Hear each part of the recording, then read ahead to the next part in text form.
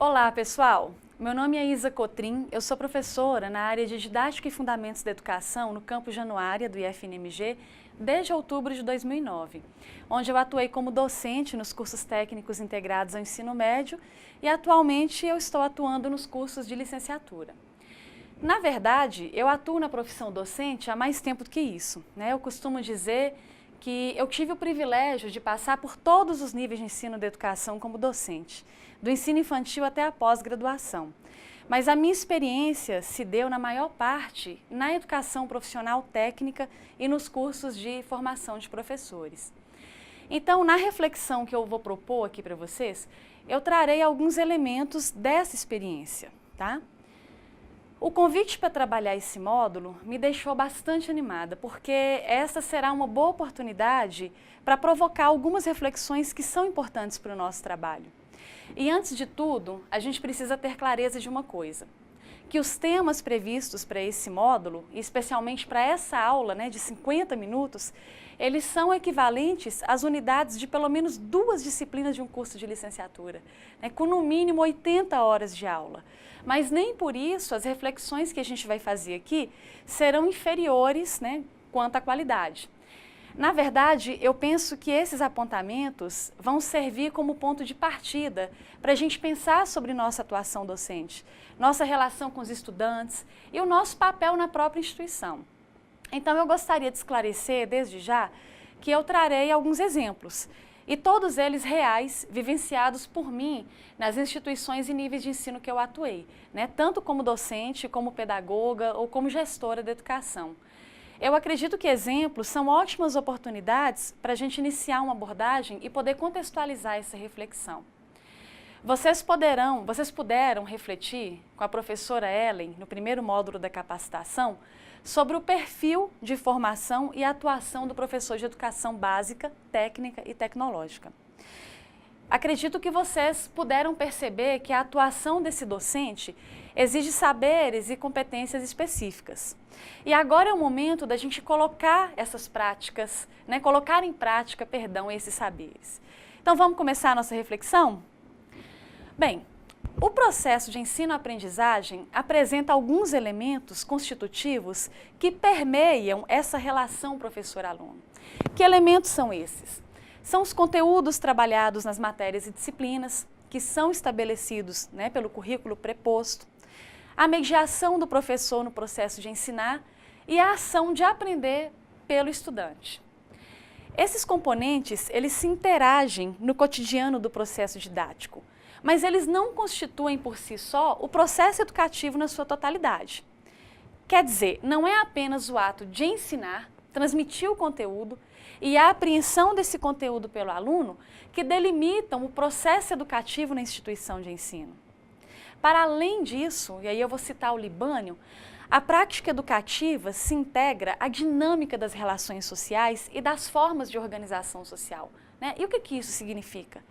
Significa que no trabalho docente estão presentes, além desses elementos que eu falei, interesses sociais, políticos, econômicos, culturais, que nem sempre são perceptíveis ou mesmo conscientes.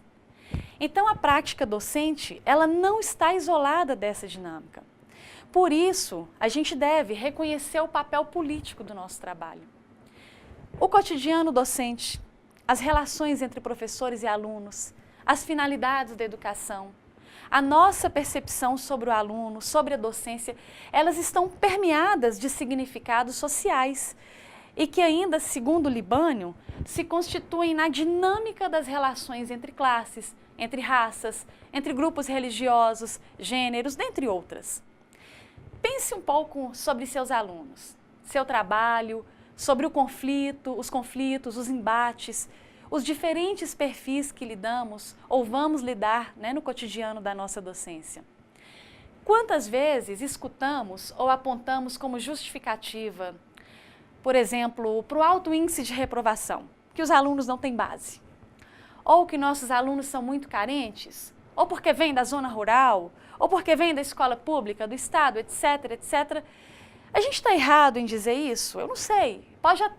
A gente pode até dizer que são hipóteses, né? Por que não? O problema nesse caso não é necessariamente o que dizemos, Mas como dizemos ou repetimos isso sem colocar em prática algumas características que deveriam fazer parte do cotidiano dos professores? Que características são essas? O espírito investigativo, a prática da pesquisa e a reflexão crítica e contextualizada sobre o nosso trabalho docente. E aí a gente chega a mais uma questão. O que é de fato o trabalho docente? É dar aula? É transmitir os conteúdos curriculares? E aí nesse ponto eu gostaria de chamar a atenção para a seguinte afirmação. Bem, o Libânio, ele diz que para se tornar efetivo o processo educativo, é preciso dar-lhe uma orientação sobre as finalidades e meios da sua realização, conforme opções que se façam quanto ao tipo de homem que se deseja formar e ao tipo de sociedade a que se aspira. Então, olhem só, pessoal, a dimensão do nosso trabalho, né? Vejam bem, conforme opções que se façam, né? Opções. Essa palavra, ela é muito interessante em um meio profissional, né? Um profissional que faça opções.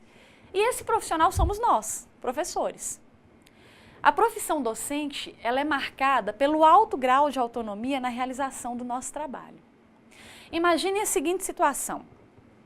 Enquanto algumas profissões, como as da área da saúde, por exemplo, têm protocolos rígidos a seguir, né, no seu cotidiano, ou talvez na administração, em que fluxos ou protocolos operacionais devem ser seguidos, o professor é ele próprio o responsável por planejar, organizar e conduzir suas aulas.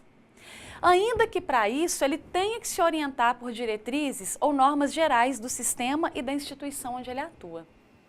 E mais ainda, a relação professor-aluno, a forma de ensinar e até mesmo a forma de abordar estão imbuídos de decisões e características que são próprias de cada professor.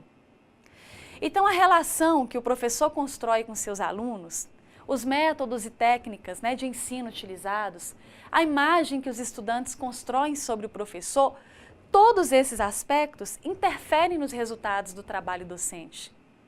Imaginem só que cabe a nós, professores, definir nossa metodologia de trabalho. E mesmo que, numa situação hipotética, certa escola defina que seus professores de português, por exemplo, devam ensinar o conteúdo X utilizando uma mesma técnica e recurso, a gente sabe que características pessoais que contemplam, por exemplo, a entonação de voz, a relação e percepção dos alunos sobre o seu professor, essas características vão conferir diferenças significativas ao processo de ensino-aprendizagem.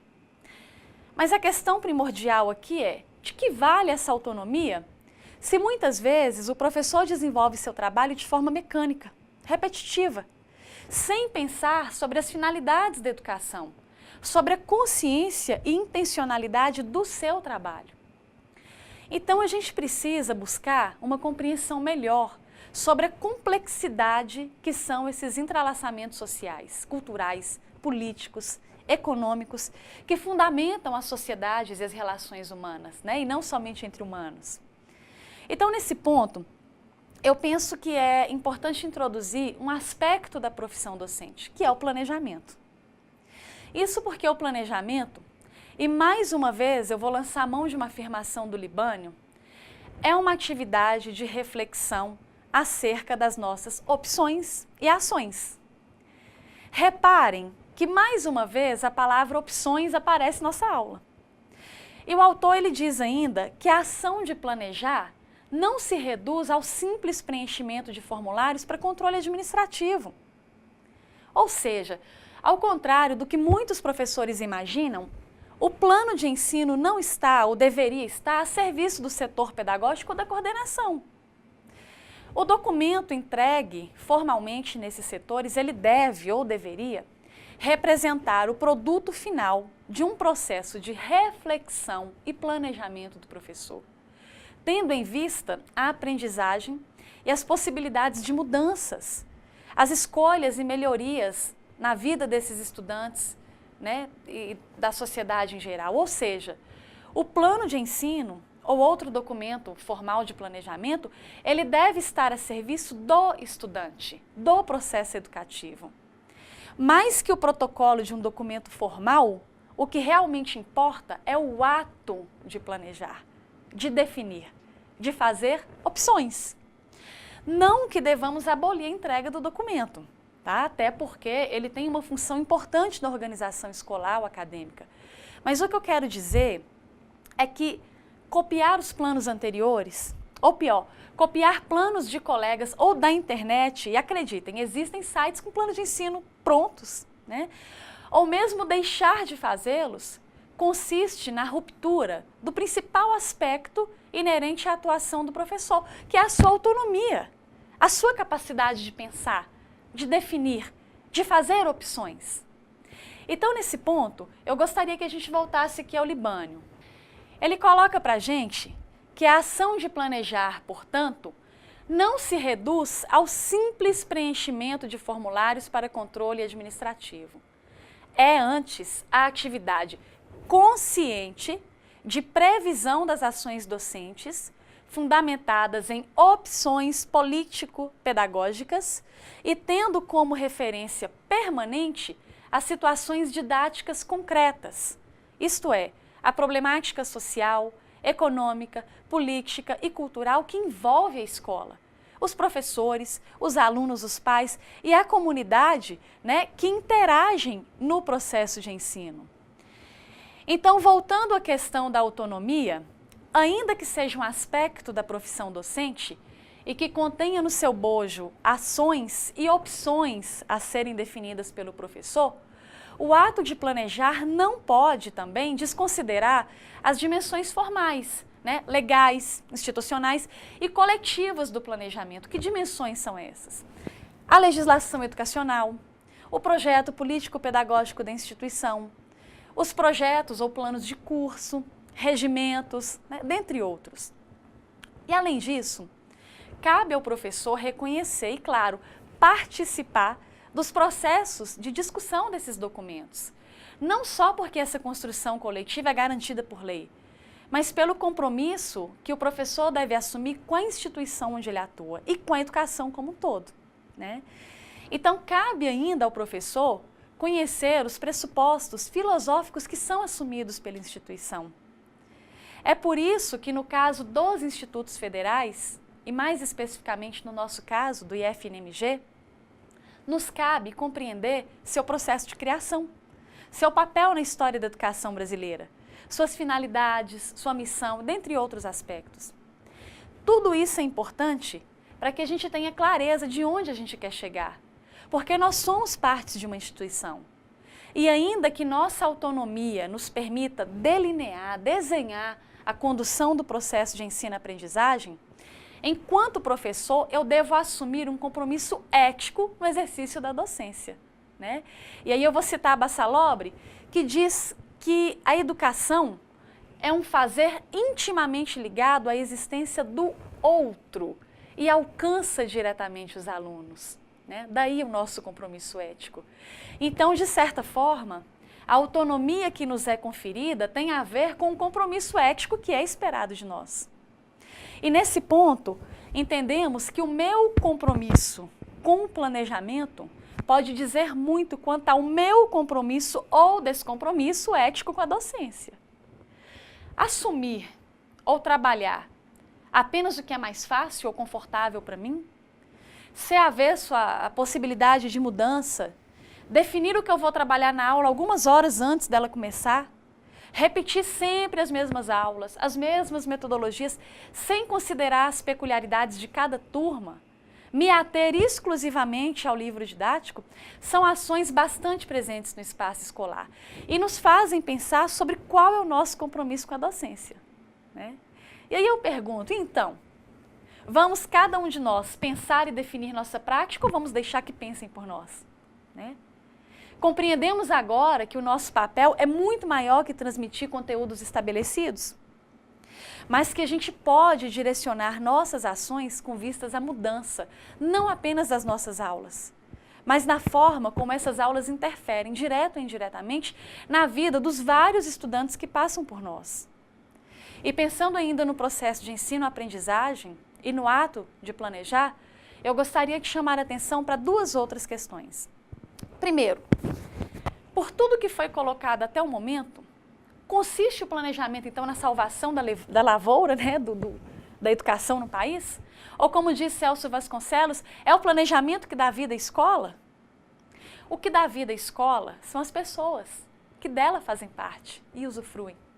Mas planejar é uma ação imprescindível para que os atores educacionais possam conduzir ética e criticamente seu trabalho, né? Então, vejam bem,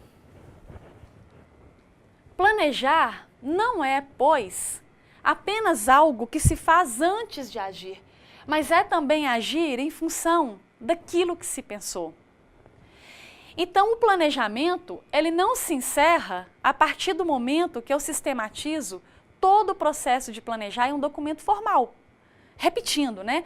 Planejar também é agir em função daquilo que se pensou. Sendo assim, ele se caracteriza também pela flexibilidade, pela possibilidade de mudança no decorrer das aulas, de forma a atender melhor o processo de ensino-aprendizagem e de acordo com as demandas verificadas em cada turma. E para terminar essa explanação de ordem mais filosófica, eu gostaria de apresentar uma metáfora que dispensa comentários, né? Lá no País das Maravilhas, Alice se encontra numa encruzilhada e pergunta ao gato qual caminho ela deve seguir. Ao que o gato questiona ela onde ela quer chegar. E Alice responde que não sabe. Então o gato diz que, nesse caso, qualquer caminho serve. Então, pessoal, eu imagino que nesse momento vocês devem estar se perguntando por questões de ordem mais práticas. Afinal de contas, como falamos de sistematizar, de formalizar o planejamento, como é que isso funciona, né? Não é meu objetivo, até porque o tempo não permite, ensinar como se elabora planos, seja quais forem. Mas eu gostaria de registrar que existem diversas formas de se sistematizar o planejamento. Desde o plano de aula, o plano de unidade, plano de ensino, né, referente a uma disciplina, projeto pedagógico do curso, até o projeto político-pedagógico da instituição ou da escola. Nós não temos uma receita pronta de como elaborar esses planos. Cada instituição define quanto à sua formatação e os tópicos que vão ser apresentados, né? Segundo, claro, orientações gerais que estão disponíveis na legislação educacional e na literatura acadêmica. Cabe ainda às instituições determinarem que tipos de planos devem ser formalmente apresentados pelos professores. No IFNMG, por exemplo, definiu-se pela apresentação do plano de ensino referente a cada disciplina. Eu já conheci instituições que exigiam o plano específico para cada aula ministrada. Agora, não é o nosso caso, mas independente de ser uma exigência ou não, o planejamento das aulas ministradas é uma ação necessária. Eu não digo aqui que a gente deve elaborar um plano específico para cada uma delas, mas, no mínimo, realizar uma previsão de conteúdos a serem trabalhados, métodos e recursos utilizados, a forma de verificar a aprendizagem, tudo isso partindo do exercício de reflexão sobre o que se espera em cada aula. Estudantes dos níveis superior e médio têm me relatado como que é evidente quando professores não realizam essa projeção. O que muitas vezes se torna explícito lá no final da disciplina, ou porque sobra carga horária sem conteúdo ou atividade, ou porque conteúdos são atropelados a fim de serem vencidos, ou mesmo porque percebem professores atrapalhados com recursos, atividades ou não programadas, né, antecipadamente. É claro que, como eu falei anteriormente, né, a flexibilidade nos permite corrigir alguns módulos de tempo, espaço, conteúdos a serem trabalhados para atender algumas demandas, por exemplo, quando são realizadas semanas acadêmicas, atividades práticas e eu não tive como dar determinada aula, né, mas isso está dentro da flexibilidade que a gente tem enquanto professor. Então, pessoalmente, eu entendo que esse planejamento das aulas ele deve ser realizado de forma a melhor atender e ser acessado pelo docente, por cada docente. Por exemplo, eu já utilizei e conheço muitos professores que o fazem no caderno. Outros utilizam aplicativos ou ferramentas digitais, como eu tenho feito atualmente, e eu queria até mostrar aqui para vocês, né, uma imagem do planejamento que eu faço utilizando a ferramenta digital Trello. Né? Essa é a ferramenta que eu utilizo e através dela eu faço o planejamento de todas as minhas aulas, né, até o final da disciplina, e ele me ajuda muito a me orientar, né, a definir os passos e organizar também o meu trabalho. Então, ainda que importante, eu penso que a essência ela não está na forma de elaboração desses documentos, né? Até porque a prática nos ajuda a aperfeiçoar a capacidade de escrita, a organizar as ideias, mas sim, como eu já falei, a essência está no ato de pensar e definir, ou seja, de planejar propriamente dito. E por isso eu chamo a atenção para outra questão. Quantos de nós conhecemos os documentos pedagógicos, o plano de desenvolvimento institucional, os projetos dos cursos em que a gente atua? É muito comum que nos atentemos apenas às emendas constantes nesse projeto de curso. Mas os projetos, eles dizem muito sobre o curso e sobre os alunos que pretendemos formar. Lembram da história da Alice, do gato? Onde se quer chegar? Né? Então, apenas como exemplo, os nossos projetos de cursos integrados têm muito a dizer quanto às orientações metodológicas. Vocês sabiam que o currículo desses cursos estão alicerçados sobre um eixo integrador comum a todas as disciplinas?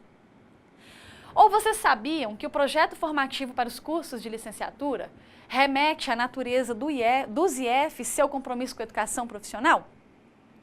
Né? Então, voltando o nosso olhar agora ao cotidiano das nossas aulas, eu gostaria de chamar a atenção para um outro aspecto, que é a metodologia. E eu faço aqui uma reflexão. Conteúdos costumam ser desenvolvidos, seja no nível médio ou superior, por meio quase que exclusivamente de aulas expositivas, ainda que seja no laboratório, seguidas da realização de exercício ou tarefas. No primeiro momento, até podemos perceber a assimilação dos conteúdos, mas então nossos alunos passam a apresentar uma série de dificuldades, dúvidas, geralmente percebidas apenas mais tarde durante as avaliações. Né? Um exemplo, resolver ou acompanhar a resolução de exercícios pelo professor não é suficiente para que o estudante mobilize as operações mentais necessárias para aprender o conteúdo, pelo menos para a grande maioria dos alunos. Né? O aluno também precisa praticar, também precisa discutir, ser mais protagonista nesse processo. E além disso, já pensamos sobre a diversidade de alunos para os quais lecionamos? Em como alguns deles possuem facilidade para escutar, outros para redigir, alguns para debater e se expressar oralmente, e por aí vai. E aí eu pergunto, nossas aulas contemplam todos esses estudantes ou a gente acredita que todos devem seguir o mesmo padrão? Promovemos a interação entre nossos alunos? Em que medida propomos atividades que instigam o pensamento crítico, o raciocínio lógico, a resolução de problemas, uma participação mais ativa dos alunos nas atividades e discussão dos conteúdos? E vejam bem, eu não falo aqui apenas de problemas matemáticos, mas em situações reais, vivenciadas em nosso cotidiano pessoal, profissional, que podem ser contextualizadas como objeto de estudo e análise, e que, por sua vez, vai mobilizar conhecimentos para se chegar a uma solução. A vida real, gente, o campo de atuação, eles trazem situações que muitas vezes se diferem daquelas apresentadas na sala de aula. Geralmente porque os conhecimentos repassados são segmentados ou desvinculados de uma situação real. Por exemplo, no curso de licenciatura, o aluno aprende determinado conteúdo específico lá da sua área de formação, e bem como o conteúdo relacionado à didática, cada um em sua disciplina. Mas quando o aluno vai para a escola, seja pelo estágio ou já na profissão, ele encara uma realidade que é por si só interdisciplinar, diferente daquela que ele viu em sala de aula. Então, ao ensinar, por exemplo, as leis de Newton, ele não apenas desenvolve aqueles conhecimentos sobre as leis de Newton que ele aprendeu no curso, mas ele deve mobilizar uma série de conhecimentos e habilidades que se fazem presentes na relação professor-aluno, na metodologia, no atendimento às demandas da escola, das famílias, etc. Então, o que a gente verifica de forma geral é uma justa posição de conteúdos, bem como uma justa posição da dinâmica aluno-professor, ou vice-versa em sala de aula, em que o primeiro, segundo Celso Vasconcelos, o aluno recebe tudo pronto, não problematiza e nem sempre é solicitado a fazer uma relação com sua vivência ou com a realidade, e muito menos a questionar sobre essa dinâmica, né? E ainda que inovemos em algumas técnicas ou estratégias de ensino, o que já faz alguma diferença, né, considerando o que eu falei sobre a diversidade de alunos numa turma, a gente precisa avançar muito para redefinir o processo de ensinar e aprender, de forma que a aprendizagem esteja centrada no estudante e por meio de metodologias mais ativas. Então, outra dimensão do processo de ensino-aprendizagem que quero chamar a atenção se refere à relação professor-aluno, que, a meu ver, é uma dimensão que possui implicações muito significativas no desenvolvimento desse processo, né? O Libânio aponta 2 aspectos da relação professor-aluno no seu trabalho docente, que a gente vai ver aqui agora. O primeiro é o que ele chama de aspecto cognoscitivo, que é relacionado às formas de comunicação dos conteúdos escolares e às atividades indicadas, né? E o outro aspecto é o socioemocional, que é relacionado às relações pessoais entre professor e alunos e às normas disciplinares, né? Então, minha resposta é sim.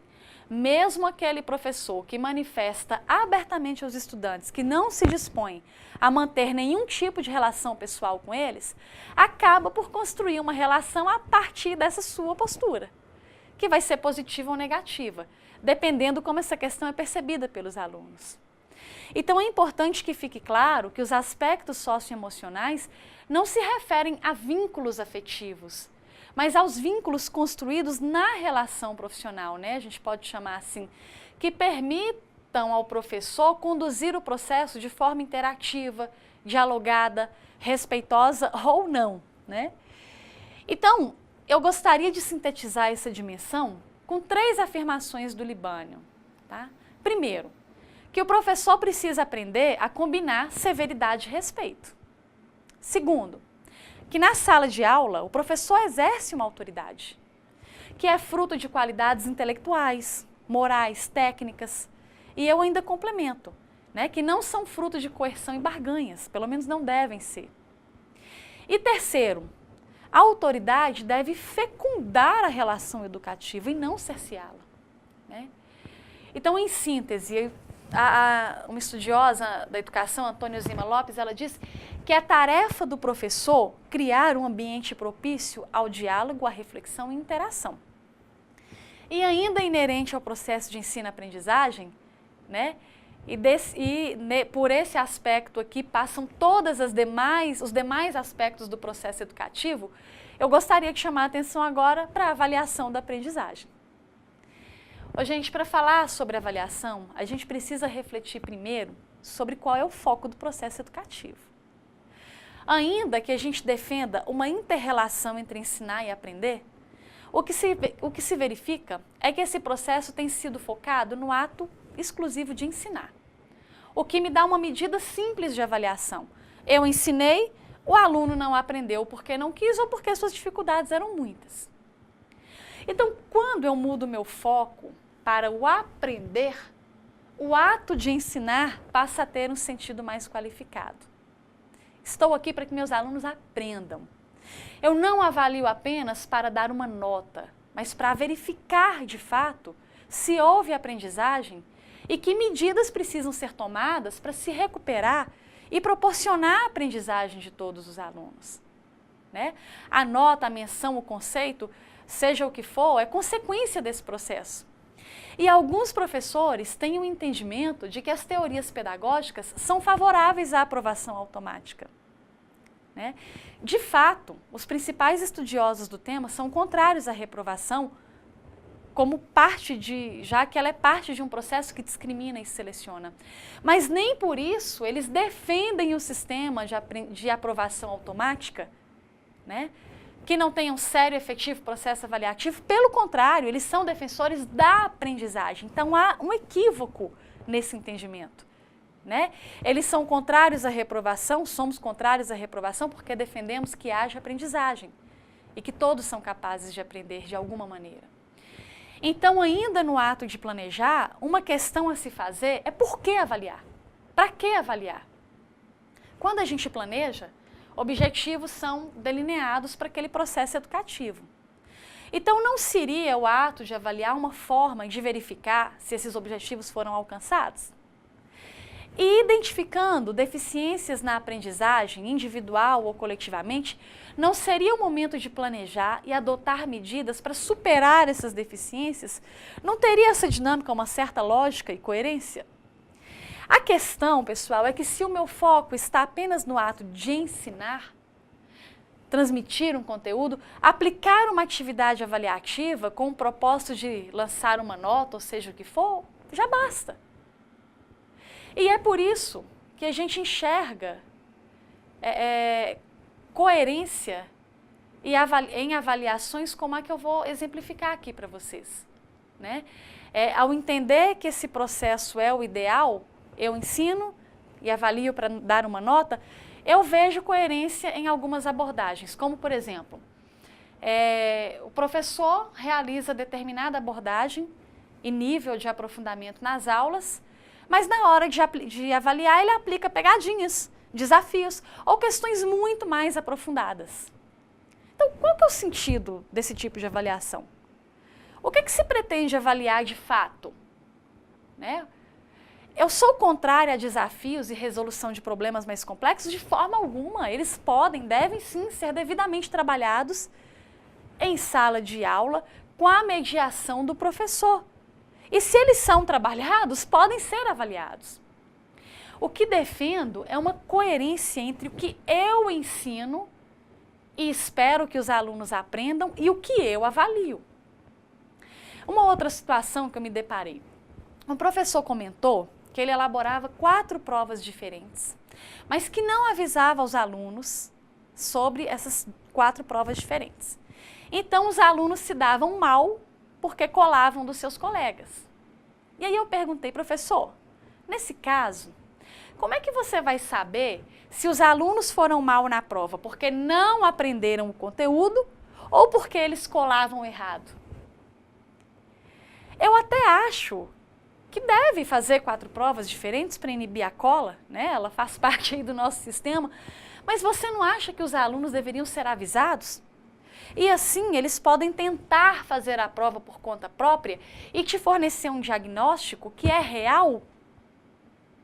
O outro caso se refere a um professor que utiliza o mesmo método adotado por alguns vestibulares. A cada questão errada, perdem-se pontos que foram adquiridos em questões acertadas. Tá? Eu até entendo essa estratégia, né, num processo competitivo de seleção.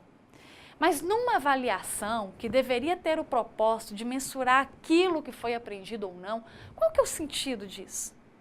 O que o professor espera com essa avaliação de fato, além do lançamento de uma nota?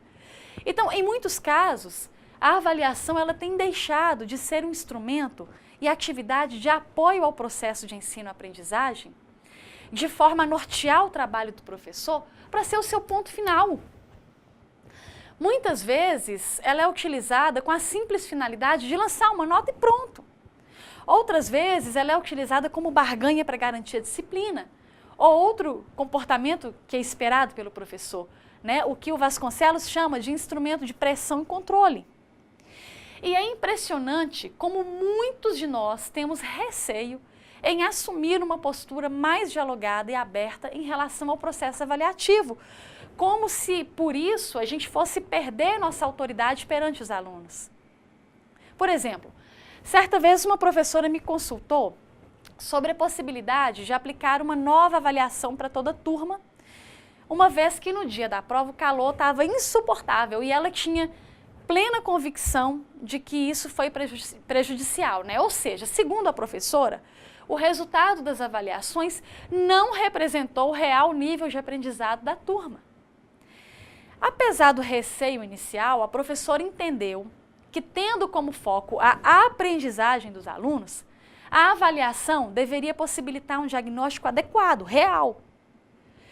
E autonomia respeitada, nova prova aplicada, resultados mais precisos e melhores, né? Uma outra situação que também exemplifica esse receio quanto à tomada de decisões no processo avaliativo aconteceu comigo, alguns anos atrás.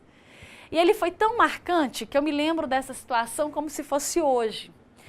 Eu estava no primeiro ano do ensino médio e eu era uma aluna assim, exemplar, né, especialmente em matemática, porque eu amo matemática. E ao fazer uma prova dessa disciplina, num dia que eu estava assim, muito gripada, eu me saí muito mal na atividade. Eu não conseguia fazer a prova porque eu fungava toda hora, muita dor de cabeça. E o interessante é que a própria professora me procurou para questionar o que havia acontecido, né, que a minha prova foi muito ruim. E mesmo diante do relato, né, da minha forte dor de cabeça, de um funga-funga incontrolável, ela entendeu, ela justificou que aplicar uma nova avaliação seria injusto e abriria precedentes, né? E eu fiquei assim com a única nota vermelha de toda a minha trajetória escolar. E aí então eu me pergunto, injusta com quem? Foi realista essa avaliação? A professora ela pôde concluir através desse instrumento em particular que não houve aprendizagem da minha parte, né? E por outro lado, nós temos também situações em que professores se atêm à busca pela motivação dos estudantes, mas acabam não se apropriando adequadamente ao processo de construção efetiva do conhecimento, ou seja, da aprendizagem. Quer ver uma situação interessante? Eu lembro uma vez que um determinado professor, no intuito de motivar e melhorar os resultados, ele passou a aplicar trabalhos individuais e ele lançava o total de pontos daquele trabalho para todo mundo, apenas pelo fato de terem realizado a tarefa. O que os alunos não contavam ao professor, entretanto, era que muitos deles copiavam do livro, da internet ou mesmo de outros colegas, sem que tenha havido, nesse caso, um processo de mobilização ou construção dos conhecimentos necessários para cumprir a atividade, né? Ou como bem diz Vasconcelos, sem que houvesse ação do sujeito sobre o objeto de conhecimento. E de fato, como me confessaram alguns alunos, não havia aprendizagem. Havia notas boas, claro. E por isso, mesmo que não se saíssem muito bem na prova, todos os alunos conseguiam nota suficiente para passar na disciplina. E então, eu queria que vocês percebessem que a avaliação como forma de distribuir notas é também uma percepção própria dos estudantes, e não apenas dos docentes de forma geral. Eles sabiam que não tinha aprendizado, mas eles estavam ali para receber a nota. E numa situação como essa eu pergunto, melhoraram os resultados? Depende de quais resultados que a gente está falando, né? Se melhoraram os índices de aprovação na disciplina, com certeza sim. Se melhorou a aprendizagem, eu acho que cada um de vocês tem condição de tirar suas próprias conclusões, né? Percebam, gente, que não se trata de uma condenação desmedida, arbitrária das provas ou exames, não é isso. A prova não é a grande vilã, mas a forma como a gente trabalha é que pode ser ou não uma grande vilã. Não se trata de uma negação dos instrumentos avaliativos, não se trata de aprovação automática, de passar a mão na cabeça do aluno, de melhoria das estatísticas.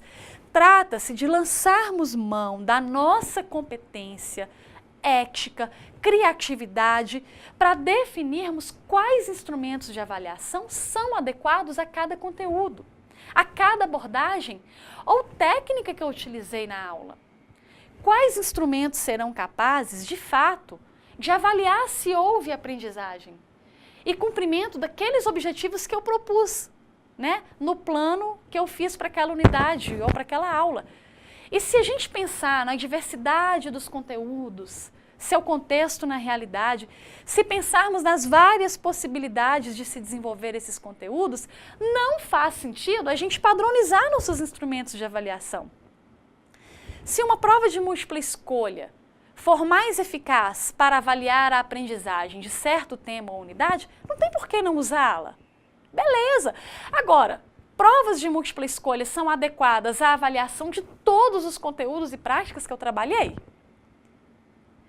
Né? O contrário, questões dissertativas são adequadas a todos os conteúdos e práticas que trabalhei? Então, essa é a reflexão que também deve fazer parte do planejamento docente. Provocar tensão, fazer terrorismo, antecipar para os alunos que a avaliação vai estar o bicho, e eu nem sei se essa expressão ainda existe, né? Vai criar um clima adequado para que os resultados daquela avaliação sejam coerentes, condizentes com o nível de aprendizagem da turma? Nós avaliamos para fazer triagem ou para melhorar a aprendizagem dos alunos? Alguns adotam a lógica de que se não houver essa pressão, os alunos não estudam. Mas essa lógica, ela se pauta na crença de que alunos não precisam ser avaliados. E quem foi que disse que alunos não precisam ser avaliados? Quer dizer, porque eu não faço pressão, o aluno não estuda e ele vai passar de ano? Não, ele tem que ser avaliado, mas precisa ser sob pressão? A questão aqui se refere à forma como essa avaliação é conduzida, aos instrumentos que ela utiliza. E o principal, conhecendo os resultados da avaliação, que medidas eu vou tomar para viabilizar a recuperação da aprendizagem? E é incrível como nós somos receosos quanto à recuperação da aprendizagem da nota, né? A gente também tem uma lógica sobre isso. Se aos alunos é dada a chance de recuperar a nota, eles não estudam porque sempre poderão repetir as avaliações. E, por sua vez, isso gera encargos para o professor. Como se uma nova avaliação desconsiderasse erros e acertos, né? Como se eu dissesse, eu vou repetir a prova, repetir, mas nas provas que eu vou repetir eu não vou avaliar. Como se meu objetivo enquanto professor não fosse garantir a aprendizagem desses alunos. Professores, lancem mão dessa sua autonomia e expertise para redefinir seu processo avaliativo. Não tenham receios em estabelecer condutas com seus alunos. Dialogue com eles. Definam coletivamente como conduzir o processo avaliativo, né? Sem perder sua autoridade sobre isso. Eu queria mostrar uma coisa aqui rapidinho para vocês. Eu apliquei uma avaliação da minha disciplina na licenciatura em Ciências Biológicas, e para isso eu usei o Facebook. Todos os meus alunos tinham Facebook, a gente criou uma página, um grupo fechado, né? E eu fui colocando nessa página fotos que eu tirei nas nossas aulas, relembrando as atividades que a gente fez e colocando perguntas. E a partir do momento que eu ia colocando, eu levei eles para o laboratório de informática e eles foram visualizando tudo isso, né? E colocando as suas respostas ali no Facebook. E teve uma aluna que comentou assim, mãe, no próprio Facebook, eu estou sendo avaliada pelo Facebook, acredita nisso?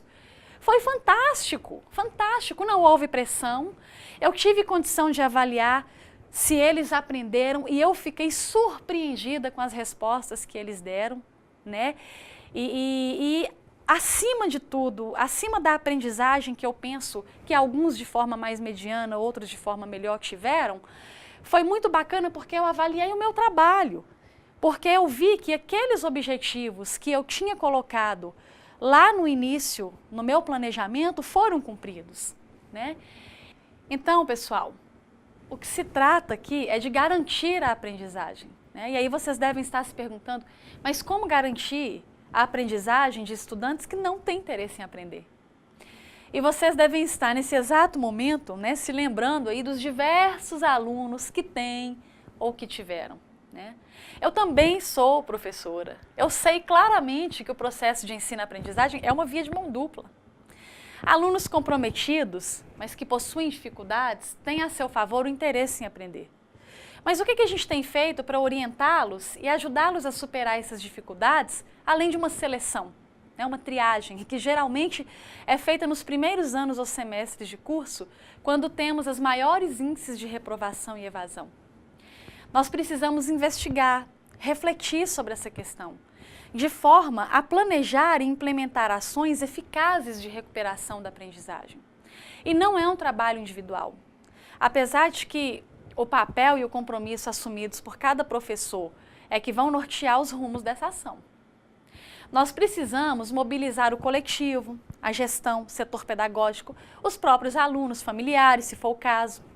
É um processo que requer uma mobilização de alguns aspectos importantes do trabalho docente. É o compromisso ético-político, o espírito investigativo e a criatividade. Alunos que não têm interesse em aprender, tendo ou não dificuldades, esses alunos precisam de uma intervenção pelo próprio professor e, se for o caso, por instâncias competentes, como serviço pedagógico, psicológico, assistência social. E, pessoalmente, eu gostaria de dizer que minha experiência como docente e gestora me mostrou que mudanças elas são possíveis. Que muitas vezes uma atenção e interesse por parte dos professores, da escola, contribui para melhorar o interesse e compromisso desses alunos. Alguns em menos tempo, outros não.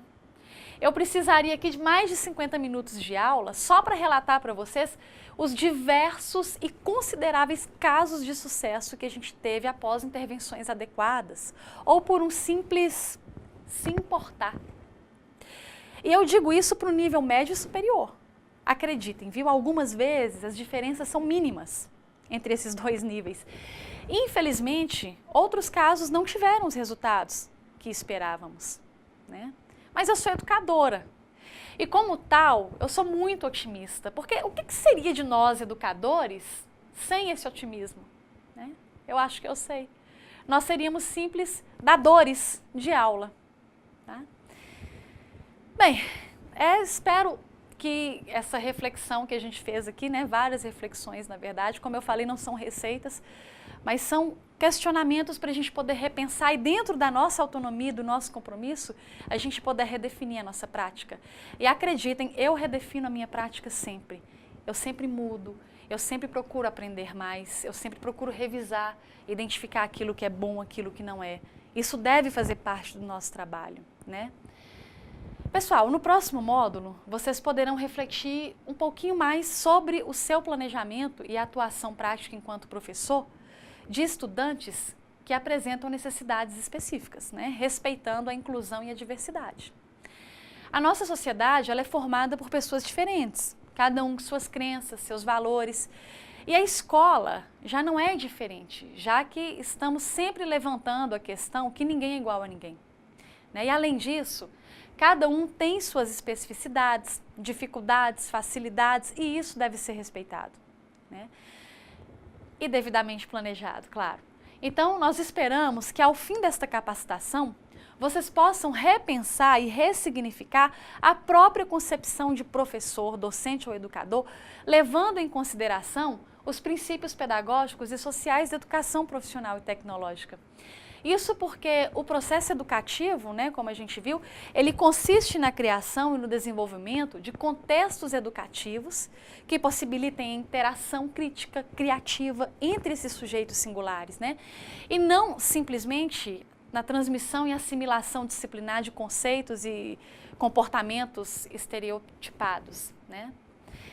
Então fica aqui o meu muito obrigada e bom proveito no curso.